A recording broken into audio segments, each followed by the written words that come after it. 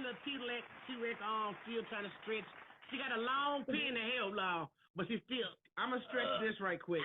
This side. Oh, you do that later on the night by yourself. That's why I wear this ring on this finger, just so everybody can know what finger they got. Okay. Oh, so, is that what that is? Exactly. So what's going on, Dr. Candace? How you doing, Steve? Girl, wait a minute now. You was doing the filter for a minute. I'm hot. Can y'all hear me? Yeah, you're good. Okay, good. Girl, get Okay. you a fan. No, ain't nothing worse than being hot. Yeah, I'm sitting in front of the fan. I turned my air off. Oh, I turned it off because now it's starting to cool down.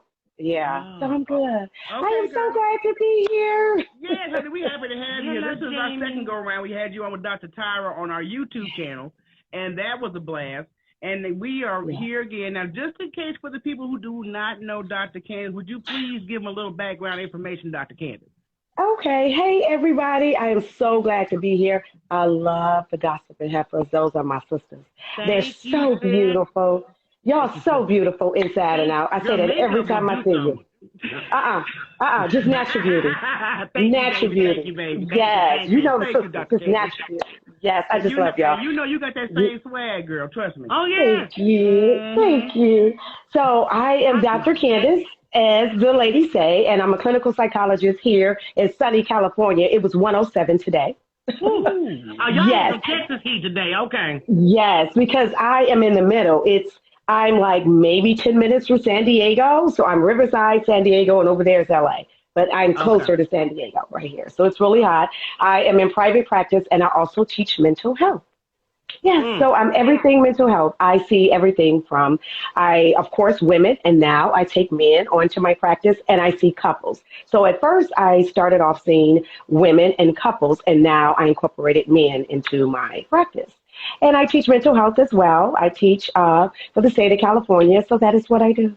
Yeah, I love what I do. I was about to say, because what made you, I mean, when you make a career choice in life, and you was like, I want to be able to help people, but then, the level that you help people on is with this right here. And sometimes that could be a hot mess to walk through. That's a dangerous zone to be in. I don't want to be in nobody's mind. I know it's messy. Absolutely. Clutter. Yes, it gets messy. However, my therapy, I have the new therapy. And Dr. Tyra, the ones that know, that's my girl, that's my sister, that's my partner. That's, So she knows we have the new therapy. So therapy has changed over the years, as I'm pretty sure you ladies and everyone on here has, that know mental health and self-care. And it's starting to trend now, and it's becoming more, hey, it's cool. But I want everyone to know that everybody has mental health. Not everyone has a mental illness. So therefore, when we're going through stuff, we go see a therapist. Back in the day, you go see someone, and I got to be frank, you're going to see it, and they used to be 70-year-old men sitting there with boat shoes, and they either write you out a prescription, and everybody is placing you in the box, saying, well, I saw that before, maybe that behavior, and you have this, and just medication. This is the new therapy. Now the therapists look like this. We're tatted, we got piercings, locks. They look like this now. This is the new therapy. Exactly. That's right. So that's why. That's right. So that's why I always encourage people to go find someone that's culturally competent and responsive in their therapy. When you go, just don't go talk to anybody. Interview and see. They have to be a good fit. So to your question is, do I get some, lack of a better word, like crazies, or is it really out there? Yes, it is. However, it's our approach. It's the new therapy approach. I meet people where they are. Because what we do in therapy, we don't fix people. I don't fix people. I don't manage. I don't handle you. You grow. I am a guidance for you. We provide tips and tools and guides and understanding and patience and direction. You handle yourself. I teach you how to handle yourself if you don't know how, because I reintroduce you to you. Yes. That's a big deal. Yeah, hey, everybody just falling up in here. Thanks, Natasha, for the badge. Exactly. I think that girl. Thank you for the money, love. So on your journey to where you are right now with your private practice, what would you say that you're the most passionate part about mental health that I think that's not stressed enough in the Black community? If it was just therapy for Black people, what would you push the most? What would I push the most for the people of color in the black and brown communities? It would be knowing you, authenticity, and that goes hand in hand with mental health. I will push. We don't know ourselves. A lot of us don't, because that learned behavior, and then we mimic, want to keep up with the Joneses. And that has a lot to do with mental health. Everything is mental health, people, from what you eat, from what you drink, because mental health and physical health go hand in hand. So for my people, when I see them, a lot of trauma. So to your question is getting to know you, but we have to start at the core and trauma. I see a lot of trauma within our communities because it's childhood trauma. Because a lot of us are walking around, especially in our communities, walking around with childhood trauma, and some of us are aware, and some are not aware. And then it comes out in our behaviors, how we speak, how we feel, how we walk, how we talk, how we look, even how we dress. It comes out because you can be talking to someone and being with someone, and their behavior is off. That's that trauma. I've seen a lot of them just aggressive for no reason. What you mad absolutely. For? I didn't say nothing.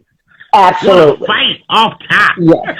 Yes. So we have a lot of trauma. We do. We have a lot of childhood trauma. We have a lot of trauma that was placed down from generation. We have generational trauma. We have, I don't know if you ladies are aware of this, but they're just like you have postpartum depression, you have prenatal depression. Absolutely. Yeah. So we have a lot of trauma that's going around. And in our community, what we do what we do. We grind it out. We get a job. We're going to do this. We're going to try to fix the credit, mess up the credit. We're going to do what we do. We just go. He's crazy. He be out. Yes. And what our people do, don't we? And what our people do, we have survival skills. Survival. We stay in survival mode for so many years. For so many years that we don't know how to live, or we forget how to live. Yeah. You ain't living, you surviving. Yeah, that's pretty much live. I told my friend that, I said, boy, you don't manage the hood. You got your own place. Yeah. When do you relax? Yes. Yes, he's just in survivor mode. He's just like, I'm grinding out. I get the money. I do this, I do this, I do that. Yes. Yeah. And that starts to wreak havoc on your health. You end up, especially our people, high blood pressure, diabetes. I told him, I said, boy, you're going to die. High cholesterol. Hypertension. Negro hypertension. Yeah. I'm going to carve in the tombstone. I told you so. Yes. Absolutely. Absolutely. It's true, but you see that we walk around with this trauma on us daily that's never been dealt with.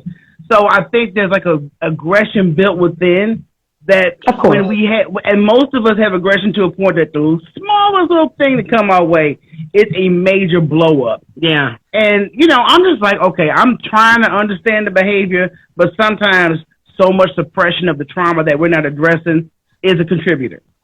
Absolutely. And that is one of the first that we see as clinicians, myself, Dr. Tower, Dr. Holly, is what we see as clinicians is unaddressed or misdiagnosed trauma. Because sometimes you can go see a clinician or a mental health professional and they didn't say you got bipolar. You come see me, I'm like, girl, you ain't got no bipolar, you got trauma. Right. They're two different things. Yeah. And two different things. I love her. It's the truth. She said diet too while I'm sipping on my vodka. Well, it is diet. Absolutely. I did say diet. What we consume, what we eat, affects how we feel. We eat a lot of pork, not in this house. Yeah. You know what? Absolutely. But all that swine ain't good. It just would throw me off. But I told Dr. Tower just a few days ago, I admire what you ladies do. I respect what you do. I said, I wouldn't mind being a therapist, but I'd be too crucial. I would have cursed my dad. I'm like, nigga, stop acting crazy. Get your ass up. You know better. Didn't your mama raise you? So I would have cursed everybody out and just had my license taken from me. Because I'm one of those people. I have a short fuse when I see stupidity. Right. I mean, when it's blatant. And I'm like, I know you being ignorant, right? And this is a fucking choice by now. Right. Yeah. Oh, I'm with you. Seriously. And Dr. T is on here with me. She said it. We have come to the point, and that's why we're the new therapy. Because I sit in my practice, and I'm like, okay, now come on, at some point. So, no, I get it. You got to know. you got to know, especially if you have been working with me for a couple of years. You know, like I said, we don't fix people. We don't handle people. We don't manage people. I show you how to get you together and manage whatever disability or diagnosis you have. We manage that. We treat the whole person as well. Absolutely. It is a team. So sometimes it can be, sometimes it can be too much. So that's why I retake breaks. I have to. Every 3 months, I have to go on vacation for my mental and physical. I know you do, probably 3 times a year. Therapists and school teachers should have the longest vacation time. But you know, I can see me having a friend in therapy, and after they don't spend all that money, Negro, didn't I tell you that was what's wrong with you? Didn't I tell you? That's what you need to get together. Absolutely. But it took you spending this money to get somebody with a degree. Because you don't trust me. I'm a Kevin Samuels, and I'm like, there's no actual degree involved, but you guys go to this gentleman for this type of therapy and tone of talk. But see, to me, that's more reason why to need someone like Dr. Tyra after you don't been mentally abused like this. You ain't shit. You ain't got shit. That's why you single. I mean, after hearing that, that's going to be, you're going to need someone like y'all. More trauma. You do. That's more trauma. It is. That is. Absolutely. People sign up for it every day, but I know we wanted to hit on 2 things because I listened to this podcast by the Podcast Network on serial killers, and they talk about the psychological point of the serial killers and what they do and everything else. And of course, a majority of them were practicing child trauma, but practicing a lot of infidelity as well. They would have the normal picket fence life, then nightlife come, they're killing sex workers and people who are homeless and stuff of that nature. And I was just thinking, sometimes people try to validate certain behaviors. Some people try to validate cheating on their spouse or their girlfriend, boyfriend, what have you. Yeah, not over here. Do you think there is a mental ailment attached with that, I know I've stepped out, I know my partner is aware of it, but I'm going to validate the reason I stepped out? Isn't that being narcissistic?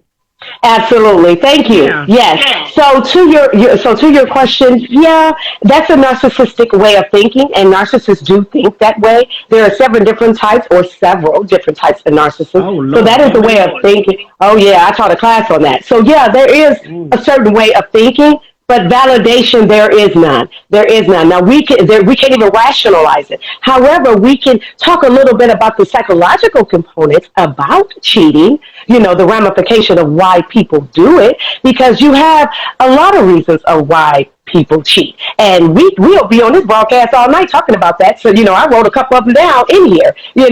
We could be all night talking about that. For instance, the mystery. A lot of people do it for mystery. Yeah, and what I'm saying is that people I have counseled, because I counsel couples. So mystery with one of them, being bored, lack of communication. When you can, some people are bored. They're bored in a relationship. They've been together 15, 20, 10 years, 20 years. And you become bored. Lack of communication. When the communication is not there, when you feel you are not being heard. And then say you go to work and dude is listening to you. He's attentive. He's like, hey, Rochelle, I feel you. I'm listening. I understand. Michelle, I get it. And you're like, oh, okay, you want to listen. Because the one at home ain't listening. Also, lack of safety. A lot of times, the women that I counsel have stepped out because lack of safety. And when I say safety, not as in safety abuse, I mean safety to protect. Absolutely. Then you meet someone. Yes, then you meet someone that maybe mimics the dad because she come from a home where her father protected the home. Her father treated the mom kind and had certain attributes. That's my dad, there you go. Then you have lack of respect. A lot of people cheat because of lack of respect. You have emotional disconnect. You have addiction. Yes, I actually have treated people with sex addiction, and it is a true thing. You have that. You have insecurities. The one that's cheating, insecurity. That's that as well. You have some that enjoy it. That's what we're talking about, the narcissist. You have some that's not satisfied. People do it for revenge. People fall out of love, but it's cheaper to keep her or it's cheaper to stay.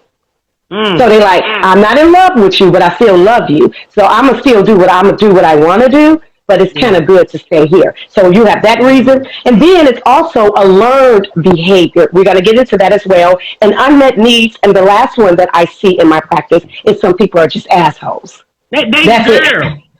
That's the real talk. Absolutely. But She's so stupid. She don't throw in Bernie Mac in there. But that's the first thing I've always went to, because you went down a long list I knew nothing about. But I always, the narcissist was one, and insecurity, because I always feel like most men that do it, I'm not a cheater. I was when I was in junior high school. I wasn't, young, didn't matter. But anyway. But as a grown adult, I feel no need to cheat, because if I feel like I need to cheat, I don't need to be with you. So I feel like if a man steps out, okay, either you just insecure or you didn't have that family role model in your home. Right. So you don't know no better. Exactly. Exactly. There you go. That's why I say it's a learned behavior as well, because I have counseled many men that say, hey, that's what my daddy did. Well, my daddy laid his hat. That's where he was. So I was raised with that. Like, my daddy had hoes. My daddy was a pimp. So that's what I know. That's what I have counseled people that said that. So they're like, that's what I know. And she knew what I was getting into. Yeah. So, and then I will say this, and I'm going to put my disclaimer out there, but I said what I said because this is a real broadcast. When you talk to someone or you have someone in your life like that, and as women, because I've been through it too, come on now, and you're being with someone and you've been cheated on and they do it again and again and again. Let's be real now. Yeah. You helping the cheater. You're helping the abuser. Yeah, I feel like one time, okay, I'm going to let you forgive you.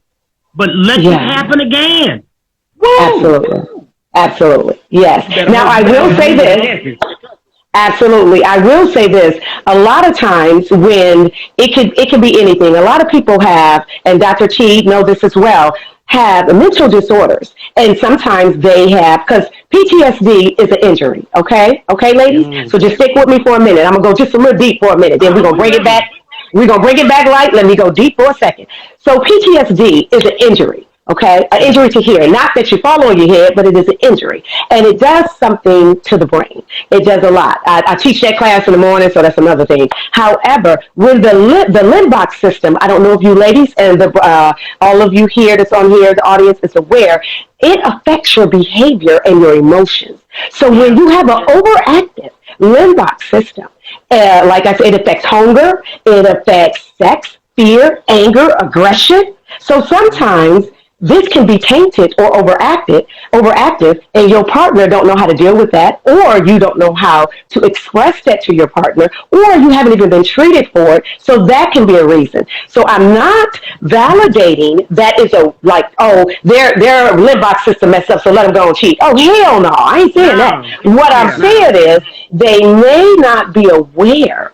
That's why you have to come to someone like me or other clinicians. We do CT scans. We see what's going on up here after we have done consult to say, you know what, it's deeper. It's deeper than that. Something's going on with the brain. The wiring of the brain is off. So that can happen because, like I said, the limbic system controls all of that from the fear, aggression, anger, your memory, the flight and fight response, and sexual need, desire. So there are people just like, this is what I know. Yeah. This is, I can't help that I want this. Just like some people are addicted to porn, but have their wife at home. She laying in bed. He got to go watch porn to order to get in that mindset to go in there and lay with her. Because I counsel those as well. But you're right, because I feel so many black people specifically have that problem. Because it's always, living in the hood, my friend will tell me, you don't know what it's like growing up poor in Brooklyn, having to fight all the time. And then you're exposed to murder, robbery. You see things at an age you shouldn't see. Now, Michelle and I don't know who else was blessed. We were blessed. We didn't have that. We came in home with both parents. We came in a home where we lived in the suburbs, and Daddy made sure we lived around everybody, especially black people. So we didn't see things that a lot of our people had to grow up and see and deal with. And I know that causes a lot of trauma, like you say. There you go. Absolutely. That's it. And when there's trauma, especially here, because we talked about it, you got PTSD, ladies. PTSD is the umbrella. Under the umbrella of PTSD, you have trauma. And there's three types of trauma. You have acute, you have chronic, and you have complex. And as we're talking about the limbic system of the psychological components behind cheating, that's one of them. And like you just said, you two were blessed and you grew up and you didn't see that. You had a childhood. Some of us did not. So we saw what we shouldn't have seen, or some were touched at young ages, because that is another topic too, that a lot of incest and molestation goes on in the Black and brown communities that is pushed. It really does. And I counsel that as well. And Absolutely. The sad thing is, as I've gotten older dating, I've noticed a lot of Black men will tell you how the babysitter did something with them. And I'm like, hell, I said, I would have, that's rape. I'm like, I would have killed half of that been my child. I'm like, that is rape. And I know introducing any person at a young age is trauma. It can cause trauma with sex. They don't know how to identify sex anymore because it's too early. There we go. Little something, but yes. Oh, you're on it. That's perfect. That's absolutely true. So then when they come see a clinician or someone like myself or Dr. T, they're like, hey, and we had to get to the root of what happened, like what's going on. And then we start to bring it out. And they're like, so I got my wife, Dr. C, we just had a baby, but I look at other women. I watch porn and I've been stepping out on her. Those women mean nothing to me. I love my wife. I'm a good provider, but he does not. Some people, ladies, and I know some ladies going to be like, no, she didn't. I said what I said. Yes, I did. He does not know how to equate. He doesn't equate sex with love. Like he said, I love my wife. I'm in love with my wife, but this just sex. Because it's trauma, and the whole system, the whole limbic system, the whole trauma, everything has been tainted. So that's when he gets to help, and we start to work on that. So that's the psychology behind it. I was going to say, now, spiritual did bring up, talk about the double standard, because a lot of men don't recognize that they were molested. Right. Or even if they did know it was wrong, they don't talk about it because they're embarrassed or ashamed. Or use it as a brag point. Well, but, a lot of men don't want to admit that, so-and-so raped me or I was taken advantage, because it makes them feel weak. No, you have men say, well, I had my first piece of 10. Put in that sense. But that's a coping skill, I think. Yes. Well, absolutely. That's a coping mechanism, a very unhealthy coping mechanism. And actually that's insecure. And when, like you said, when they don't want to admit that they have been touched, molested, it is an embarrassment. Women are more inclined to come forward when something has happened to us. Men, that's because society, I don't want to put it on my brothers and sisters. I can't. Society has set us up that when something happened to you, and we have developed that in our house, in our households. It's a generational thing that the society has put on. Because where I'm from, this is how I was raised. We'll stay in this house. What happens in this house, stay in this house. But not just the family business, the family trauma stays there as well. Yep. You feel what I'm putting down? So, they was raised with that. That's a behavior thing. That's a learned thing. And now I see that some of the brothers are coming forward talking about being touched and molested and getting help, especially around the Me Too movement. I'm going to especially, because I remember an incident when I was young and I was at my girlfriend's house, and we were running around the house. The house was big, pretty. We went into this one room where this older boy that was supposed to be the cousin was about to give oral sex to a much younger child. Mm-hmm. I don't want to say names, but they was a big age difference. So immediately we knew it was wrong. We ran to the mother, and she happened to be dating the boy's father that was for to molest the younger child that was related to them. Let's say that. And the little boy never came down, but of course the big dude came down. Oh, they're lying, with not even knowing what we had even said, But I remember clear as day as them brushing it off. The adults. It was like, okay, nothing. And I'm like, I know I saw this man for to molest this 5-year-old little boy. Mm-hmm. I know what I saw. And they know it too. And there's no telling how long it's been going on. And I'm like, this woman is going to allow this, because this is for one. This is your boyfriend's son about to molest your nephew. Yeah. Mm-hmm. It's sad. Mm-hmm. I'm sorry. In our community, in our communities, it's changing now. I will say that in 2021, but prior in our communities, it's safer to be quiet. That is what we were taught. It's safer to be I don't quiet. know nothing about that game. Yeah, If anybody I knows know me that now, it's horrible. It's I don't know nothing about being horrible. quiet. Exactly, and that yeah, yeah, and that's what we were taught. And kids are going through it now. It's like every 3 minutes a child is being molested. We're going through. They're going through it now. And now we're doing it even differently and more advanced because we have technology. Yeah. We have technology. Yeah, That we do. technology. Now, I mean, we've hit on trauma and this molestation in the hush society.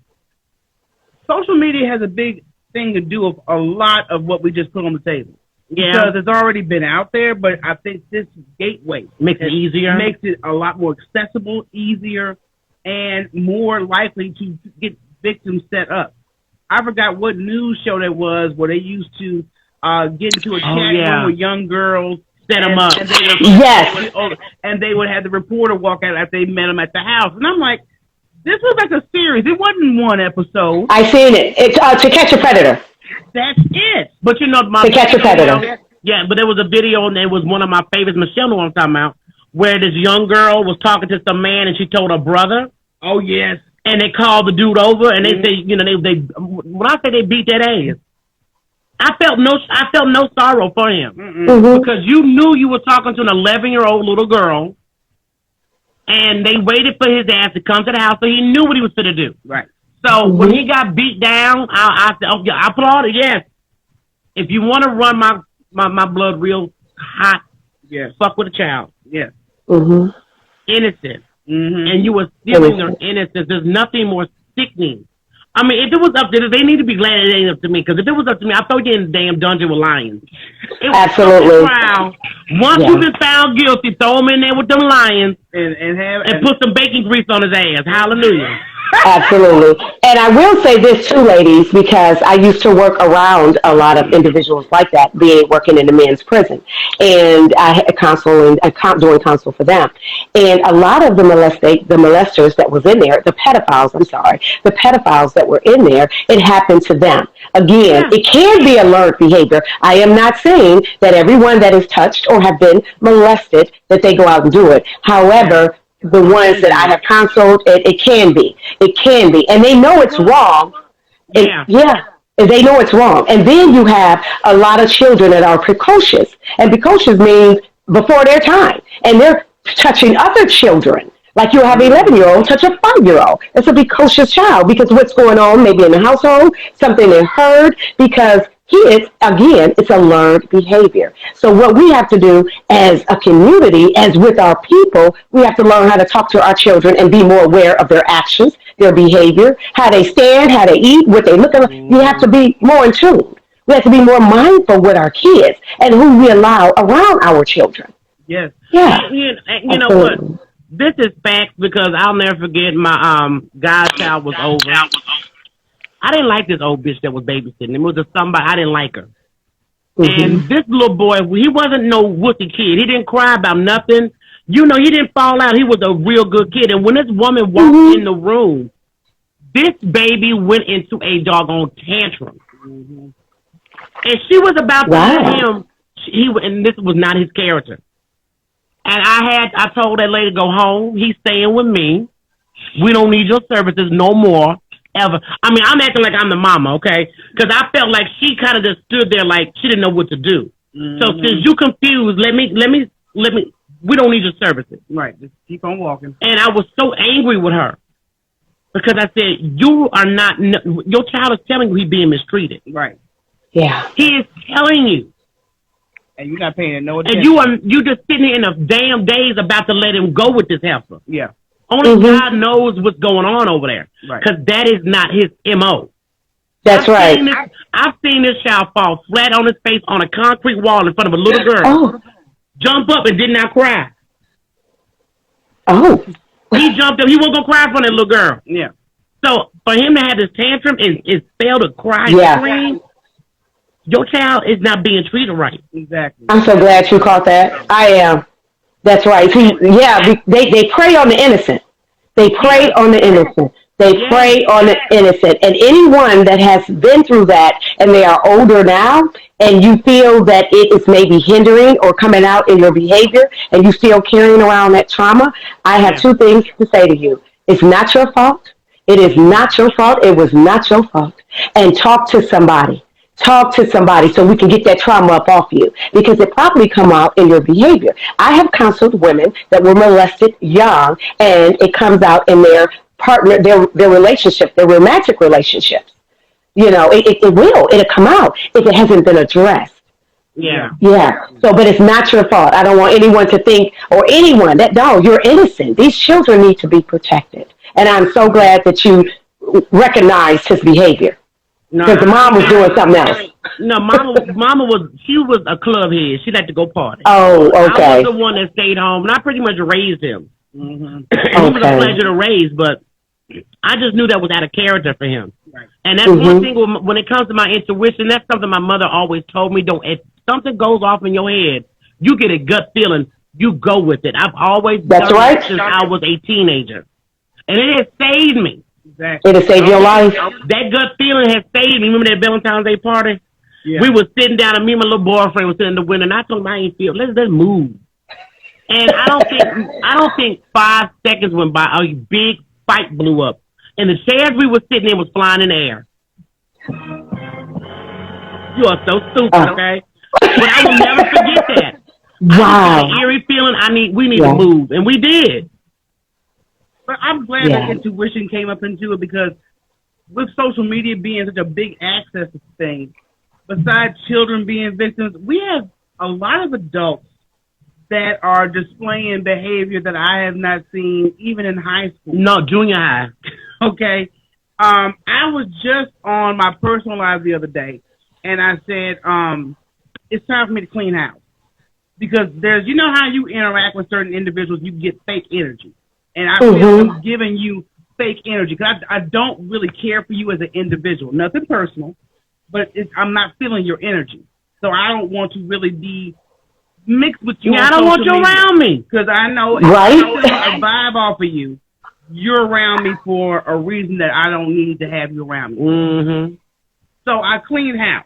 Because with us having a business account and then we all have our individual account. Well, my personal account is private, so if I don't know you, I have to add you. Right. But I'm like, okay, you're following both accounts. There's no interaction. Why are you watching so hard? Why are you, that's what it looks like to me. Am I going overboard thinking that way? No. And I'm glad that we're going to touch on social media. And no, you're not going overboard because with social media, even though we're safe in our own homes, in our own space, our office, cars, wherever you may be, people still have access to you. Yeah. People still have access to you. So, to your question, no, you're not going overboard because you kind of want to know, why the hell? That's cyber stalking. Why are you looking on this, looking at that? You're not interacting. You didn't DM to say or send a message to say, hey, I really love your show. It's great what y'all doing, or such and such, like your hair, or I'm feeling this. I saw that podcast like that. It's no interaction. So, it is coming off a little suspect because it's no interaction. Yeah, and you have the right. See, this is the catch with that. When people do not communicate, the other party has the right to think what they want. When you don't talk to me, and we supposed to talk yesterday and you didn't call, I have the right to think what I want. So since the person is cyber looking on all your stuff but not communicating, you have the right to think what you want. So you are not overthinking. And with social media, people, what I want everybody to know, we are movies. Please listen to this, people. Let's take a deep dive right now. Right now on Gossip and Heifers with Dr. C, this is a movie. So what some people doing, they got their grapes, their popcorn, and they looking like, what they talking about? What's going on? This and that. People look. People will go on all different types of different pages to look. They'll go in the shade room to get their laugh. They go or someplace else to get maybe education or a funny meme or something like that. They go someplace else to get something spiritual. They go someplace else to get this and that. We are all movies to them. And that's when social media becomes addictive. I know. I counsel a woman that works at the courthouse. I ain't breaking her princess because y'all don't know her. I had to actually put her on medical leave because she's addicted to social media and she was on it 20 hours a day. Oh my And now Lord. we're working. Yes. She'll have her popcorn like, ooh, what they gonna do? What y'all doing? What y'all doing? Because people open up their lives. It's a movie. Remember? Some people on social media, they put everything. For I went to the bathroom today, I ate ice cream, I'm going walking, I'm cleaning the dog, I changed this. It's so much. And people want to be in your life. People want to know. Because as human beings, come on now, stay with me. As human beings, we're not animals, we're humans. We nosy by nature. We're nosy by nature. So whether I know you or not, I'm like, what you doing? What she got on? How she living? Who she on the private plane? Who she dating? Who her baby daddy? What's going on? They break up? Yes. But I've always been very private. I don't, even if you know me in real life, even like I had a debate with one of my friends because I called one my best friend. I said, bitch, I know no longer and we've been through more. And when you can tell us, I don't have to tell you what I tell you what I want you to know. I don't offer up any of my personal. You've never seen me talk about my sex life on my pages. You've never seen me posting up pictures of who I'm doing it with. Yeah. You won't know nothing. I'm not posting up nothing. Money in the account. None of that. You don't need to know that part about me. I actually had one woman ask, "Well, are you scared of judgment?" No, I give no fuck. That's right, babe. I got several degrees. And I'm PhDs in no fuck. That's right. I love it. Okay. That's right. Okay. Now, that's why, like, Michelle will just, like, tell them to go away. No, let me let you know I don't fucking like you. That's me. That's how I handle mine. I mean, it's basic. There's no misunderstanding. I've told you to your face, why the fuck you talking to me? And Michelle has heard me ask people that. You know I don't deal with you. Why are you in my space? Absolutely. And you have to protect your space. That's me. Because before the words come out, you get the warning with the look. That's right. And Michelle seen that look. She's seen that look because we had a friend. When I see it, I step back. Michelle was at a party and we had a friend that accused us. That accused us of something. And one thing you're not going to do is accuse me and attack my character. Attack a character, right. And then not apologize within my window. Not your window, my window. So when my window is closed, there's nothing else to talk about. This Negro saw Michelle said, I'm going to still be nice. And she begged him. He said, I'm going to speak to Rocky. Michelle said, no, don't. I said, don't. No. I'm sitting there talking to another chick, and I look at this nigga like I stared through his soul. He did a U-turn so fast. Why are you talking to I'm me? like, I tried to warn you. You're going to get embarrassed out here in public. And look, the only reason I didn't embarrass him because it was a Galleria that our friend was doing on hip-hop. So I'm not going to act a fool in here. But I'm going to give you that look to get the fuck away from me. Because you know right. I don't deal with you. But this is the energy that sometimes, you can say social media, I've seen also people on a level where they want to get so much attention. I mean, I don't care what live is on, they own it. And it seems like not only are they on every live, they display different faces on every live. Yeah. They'll be on one live, they're just as poised and respectful. Then they'll come over our live at the food. Okay. I hear you. I'm wondering, why do you could pull it off over there, but you exactly here with no respect and no type of boundaries. Exactly. I'm here. we got y'all. We heard the dogs. We got two downstairs. My dad was like, "I'm like, get your beast tamed." But see, I know, and a lot of people will think I'm the mean one. No, I'm just direct. And that's the way to be. Yeah, I'm not gonna let you get my blood boiling. You're not gonna raise my blood pressure. I don't like you. I don't want you around me. Please get the fuck away from me. And I said, please. I mean, it's about as polite as I'm going to get. Oh, Lord. But Michelle will tell you, I don't know who I was telling this to. I know a lot of folks wouldn't believe it, but when I was younger, I was much quieter. I didn't talk to nobody but my family. True. And people would say shit, and I wouldn't say nothing. I miss those days. Fuck you. So you suppressed it for a long time, so now you're a grown woman. Yeah, get it out. It's like something in junior high school clicked. It happened in junior high school. Something just clicked in me like, ain't got to deal with this shit. Absolutely. I Right? don't have to tolerate your bull or your insecurities or why your mama or your daddy ain't together. It's not my fucking fault.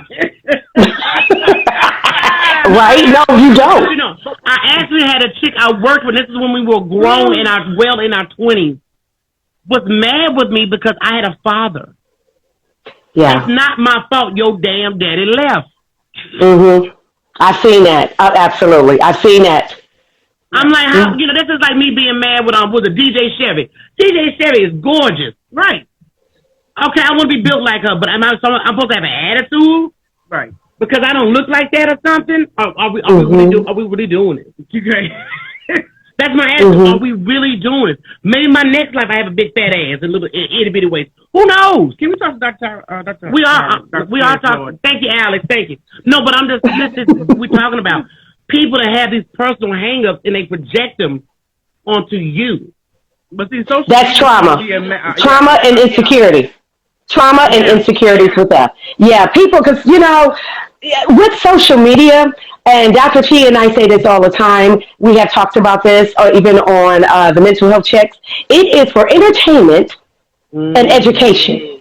That's it. Get what you can get off. And I do want to tell everyone, because we did a study at Berkeley. Did you know it takes all 4 days to become addicted to social media? We did a blind study with hundreds of people. 4 days.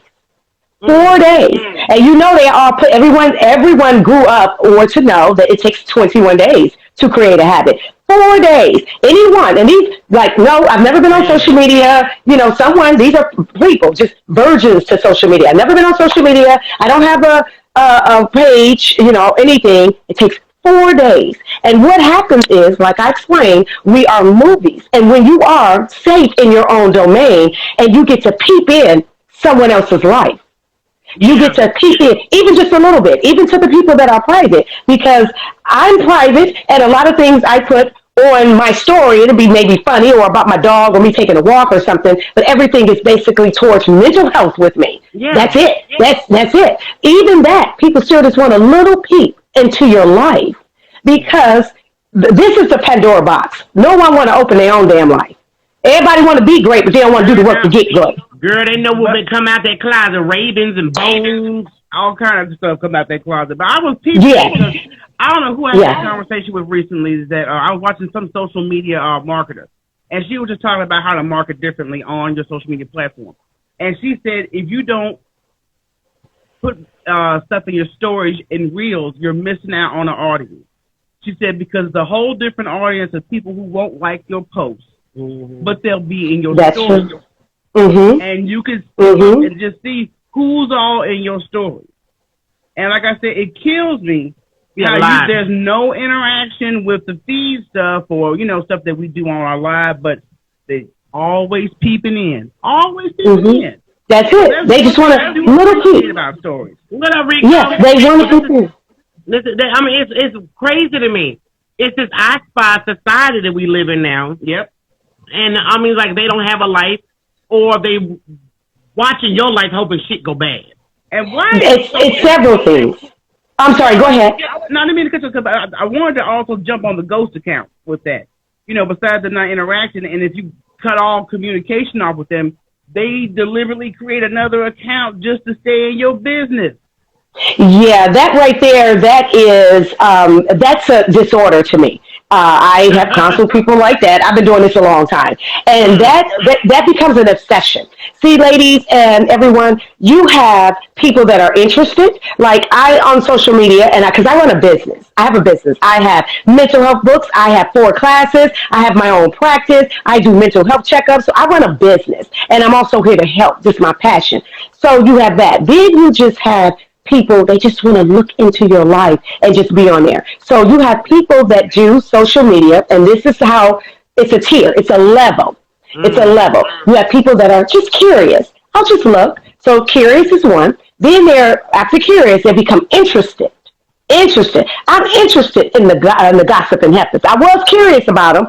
I went to their broadcast. They had some chick on there named Dr. Candace. It was cool because they were curious. Now I'm interested, so I'm going to go back tomorrow night. Now you got their interest, okay? So after they're interested, they're like, oh, okay, that's cool. I'm gonna go back again. Now this is the third day, ladies, stay with me. The third day, they're like, oh, okay, I'm liking them. I'm feeling them. They won't like your stuff. They'll come in, they're not band bash, they won't even talk. Or may not have a picture or have a picture. It doesn't matter. They don't even say hello. Yeah. They just coming in. Okay. That sometimes that curious, that interested, it can go to obsession. Mm. Those are levels, okay? It can go to obsession. And then when it comes like that, we can't take it personal because we don't know them. However, that is something that's going on with them. That's when they have to come see a clinician or something else because they're obsessive. They become obsessed. I don't know if you ladies know this, but people can become obsessed with other people. Oh, Yeah. I know. And it's on social media. And it's not just stalkers that call your phone and that you used to date. No, on social media. Again, I am counseling a woman now that I had to take her off, put her on medical leave because she was 20 hours on social media due to obsession. Obsessed. Like, I'm just obsessed with the gossip and heifers, and they're not on live, and I'm having a panic attack, Dr. C. I'm having a panic attack because the gossip and heifers are not on. And I'm like, they'll be on soon. And we got schedule. Yeah. Everybody on schedule, baby. And that was an example. Oh, yeah, that was an example. I was just using y'all as an example. And somebody was in their Kardashians, and they're exactly right. I have counseled somebody that was addicted to the Kardashians, and she had surgery. She had to come see me, and she was obsessed. And was really obsessed with the social media part of that. So, yes, it can be an obsession. People just It don't can be have an obsession. Yeah, because they want a little piece. Yeah. Yeah, I see that because you do have certain characters that you go into a live regularly, and I mean, I don't care on the dot the first person in the room. Every time this person go live, I'm like, that's some stalkerish shit. I'm like, I don't mind giving nobody their props and popping in their live and showing support, but it's like a white girl we know. On the money, right on time. Absolutely. As soon as that host hit that live button, they the first ones there. And and that can be several things. That can be several things. And I've talked about this with some colleagues of mine. Not only it can be obsession, sometimes, ladies, the beautiful gossip and heifers, you can become best friends to someone in their head. I've counseled those as well. I ain't got no best friends. No. Like Drake. You made best friends. Yeah. So that's their way of support. But that's their way of support. They're like, I'm supporting. But it's obsession. So to us, the viewers, we're like, whoa, that's too much. Come on now, dude. That's too much. That's to us. But to them, sorry, I don't mean to say but. I try to get rid of that. However, to the other, to the trained mind, I kind of understand where they're coming from because they have nothing else. I'm not, so right now I'm kind of defending the eel for a minute. That's what I do.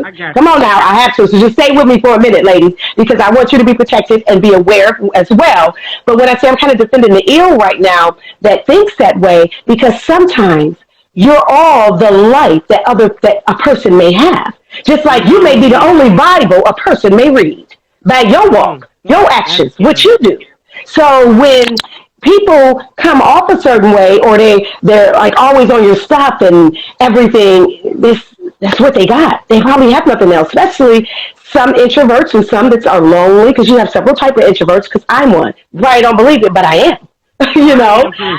Yeah. So sometimes because I've heard that. I actually heard that about some people on social media. And like, I love them. They're like, because I feel that way about you ladies. I don't stalk you ladies. I slide in when I can between sessions. Because like if y'all see me sliding in and out, that's because I got a client. So then when my client leaves, I slide back in. But I can follow people. Think, I like them. I think they cool. But now this one person Michelle was talking about, that I said that exact thing. I can guarantee this person has no friends in real life. Yes, absolutely. This person is lonely, and I know Michelle said, she needs to find another way of doing it, because she does little underhand things. And I said, the person don't know no better. They don't have no friends. And I know why. I don't want to say, because everybody going to be like, oh, I know what you're talking about. Right. But I know how people are. And that's why I said, I know this girl don't have no friends. Yeah. Yeah.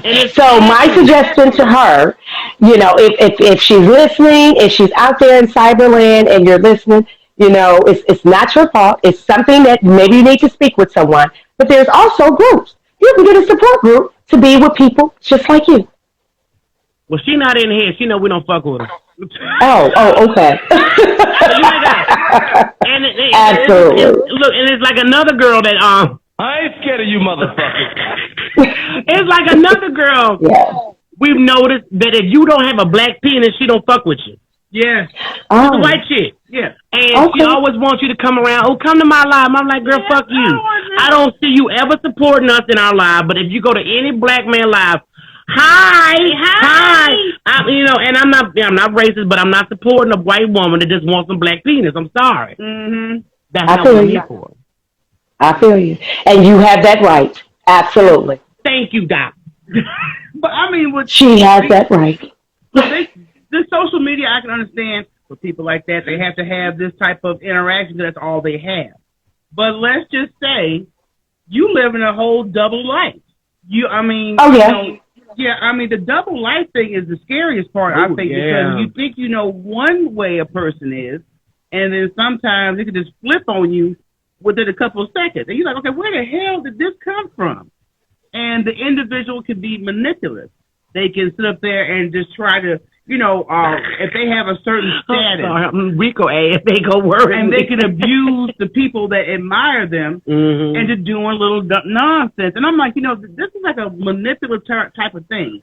So this is just things that we have just on one vector of the scale.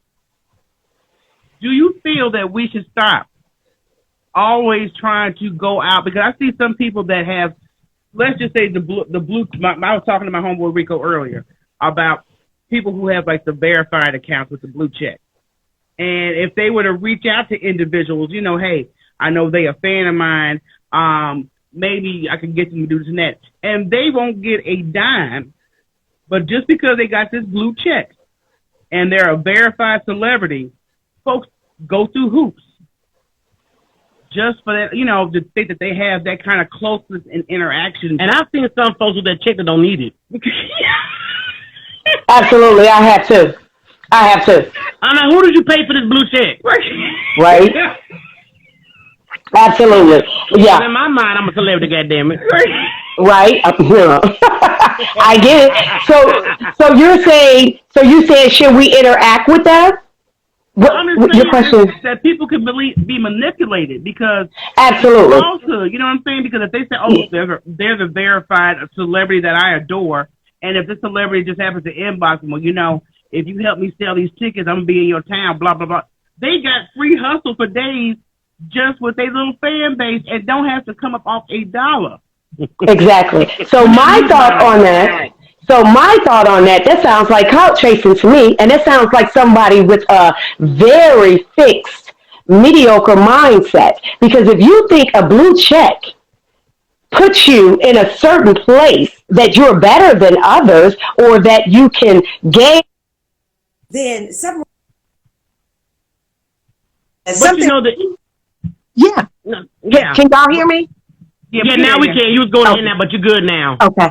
Yeah, so no, that just sounds like clout to me. You know what? True value, you can have 300 followers, but if your content good and you got a good spirit behind your content, that should be what matters. Fact.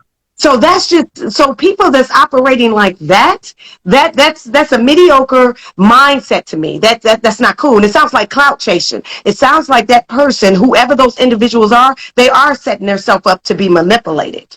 Yeah, they are. So that's their fault. You got a lot of people to me, people use Facebook, IG to pretend to live a life they really not living. Absolutely. I see this all the time. It's like with your boy Bow Wow got busted. Yeah, he was on a private jet, and somebody said, this nigga right behind me. He's sitting in coach. I've seen people take a milk carton and make it look like they was on a plane with that little window part. Oh yeah. And it's a milk carton. And people borrowing folks' cars, or they borrowing their jewelry to take pictures. Mm-hmm. And people actually think they living this life. Yeah. And they're not. It's ridiculous. Exactly. It's ridiculous. And that's a mindset thing. That's a mindset thing. That's a character flaw, and that's a mindset thing. Yeah, that's just how some people are. And I don't affiliate with people like that. And it sounds like clout chasing, like I said. Yeah, it's a big character flaw to say, well, they don't have a blue check, so I'm not gonna mess with them. They got the blue check, so I'm gonna go and take my money over here. It's like, come on now, dude, you can still get played over there. You probably get more played over there because they do got the damn blue check. So they ain't really hustling for you as they should because they already got the blue check. But the people that's in the small business or still trying to grind it and come up, they want it a little more. You feel what I'm putting down? Yeah, that's the character flaw to me. Absolutely. Yeah, absolutely. Character, like you said, I want nothing to do with. Yeah. And I've seen people do it. I worked with a chick. She bragged every time her and a man was around. It made me want to bomb. They was baby, and had the most drama in a relationship. Yeah. And I would be like, you wouldn't have to do all that if your shit was really good. That was validation. That's what validation looked like. Yeah. See, I don't need nobody validation. Right. Yeah. And a lot of that goes on in social media. Yeah. Validation. A lot of people do stuff like you said about the Bow Wow situation. This is validation for likes and, I want y'all to look at me. I want y'all to do this. Just learn how to be unapologetically you. And if you don't know you get with some type of professional or whomever. It ain't got to be a mental health professional. It could be somebody that you trust and care about, maybe in your family. So you need to be reintroduced to yourself. Seriously. Yeah. Just learn how to be unapologetically you. Quit putting no airs. Quit laughing when shit ain't funny and scratching where you don't itch. Stop. There you go. Yeah, and this is true spiritual, but I don't know if it was from upbringing or just who I am. And like we have a very tight-knit family, but I never ever, even as a young one, I never felt the need to fit in. Right. I didn't have to run with the it crowd. Mm-hmm. I got along with everybody. The skimps, skanks, hoes, scallywags, pimps, the geeks, the dorks, the band. No, this is real talk. I got along with everybody. Yeah.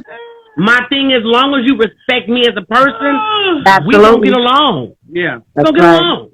But I think that this platform, along with other social media platforms, has taken so much off just people's true intentions and true representation online.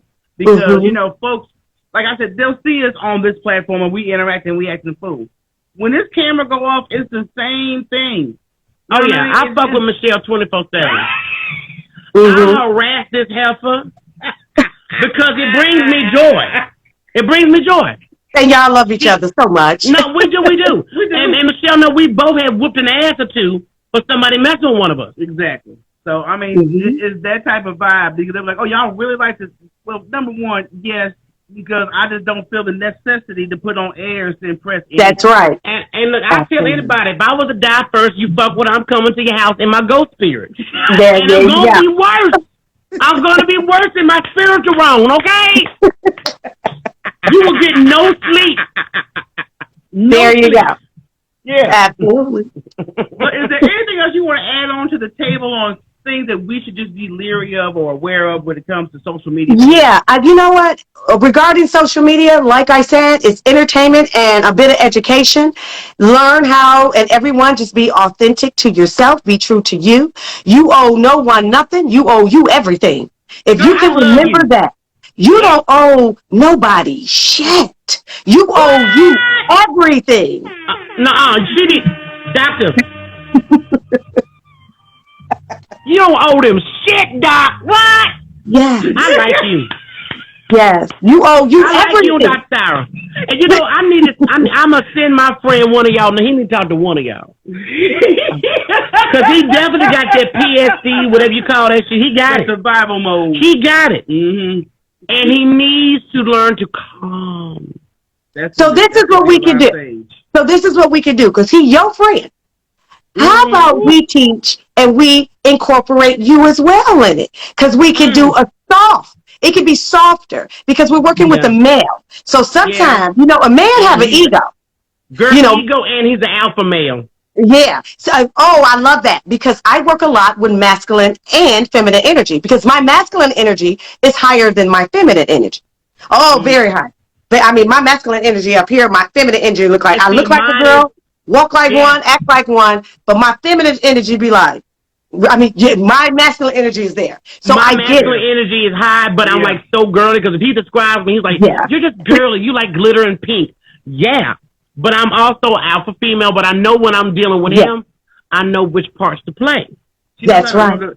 I know how to roll them dice. Rub the belly like you do the dog, and he's just but the funny thing that's funny when he do get angry, I just look at him and I rub his shoulder. Well, how you gonna incorporate this energy to solve his or try to resolve his energy?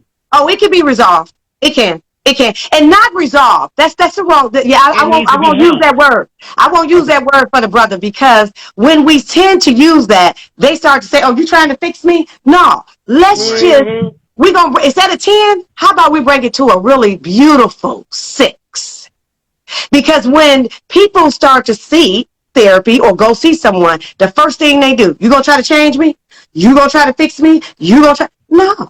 I'm going to guide you. Yeah, that's it. And he's your friend, and you're such a beautiful and amazing woman. If you're there, we can tame it better. Yeah. It'll be good.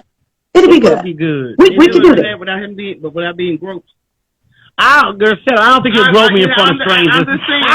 I hope he don't grope me in front of strangers. He's a groper. I mean, I'll be in the room. Absolutely. He's a groper. So you're gonna use your. I like what someone wrote.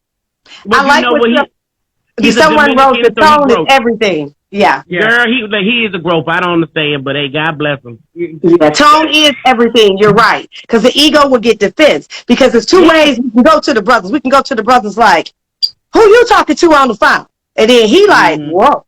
Or we can go and be like, excuse me, sweetie.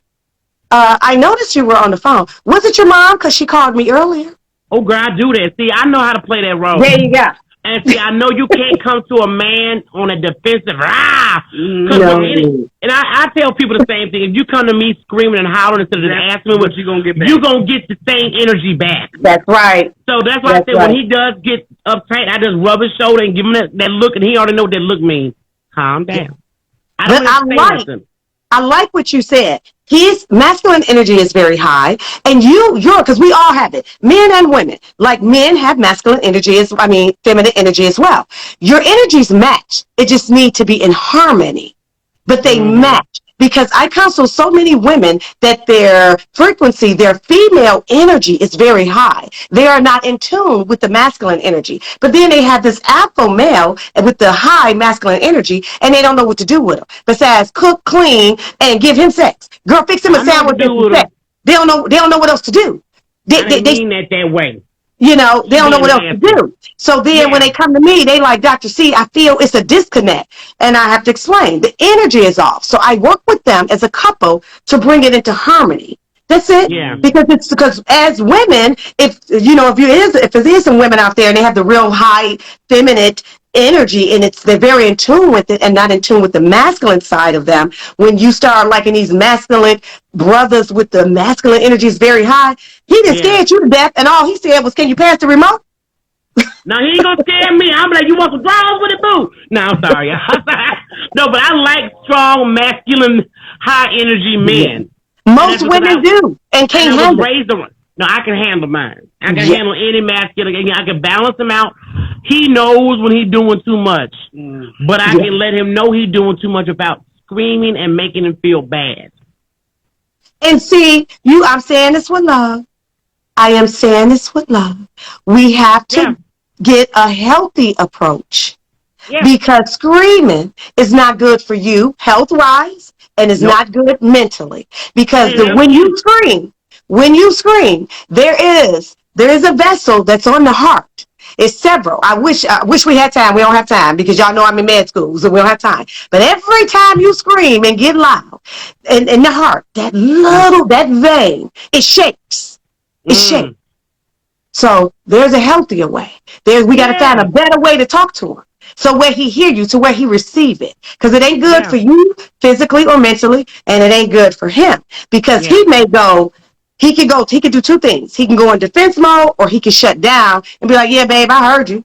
But then, who wants to create that habit where that's all we do? Because what us clinicians call it, it's that cat and mouse thing.